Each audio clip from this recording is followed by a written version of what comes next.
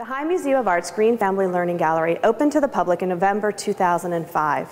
The room is based in the idea of creative play, so things that kids already know how to do, but in the vocabulary of the art museum. We wanted this to be a place for kids ages 5 to 10 and their younger siblings, a place where families could come to start their visit here at the museum or end their visit, just prepare themselves for going into our galleries and spending time with the real works of art.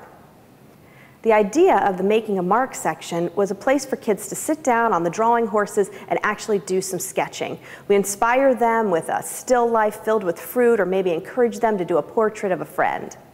In the Sculpting Spaces section, we wanted to build upon the idea that kids love to create things out of sofa cushions, a box left over from the washing machine, maybe the blanket from the bed. So we've given them a lot of really great foam pieces in various shapes, pieces of fabric, and we ask them to creatively make their own space. In telling stories, we wanted to build on the imagination that kids bring to playing with stuffed animals, for example. So we created puppets based in the works of art in our collection. So the kids can sit down, get the puppets, put on a show for their family, and hopefully when they see that real work of art later in their visit, they've made a real personal connection. In Transforming Treasure, we wanted to take advantage of the High's very rich collection of folk art, and the fact that artists use found objects to create works of art. We took many different kinds of plastic, magnetized them, and created a huge metal canvas so that kids can make their own found object sculptures.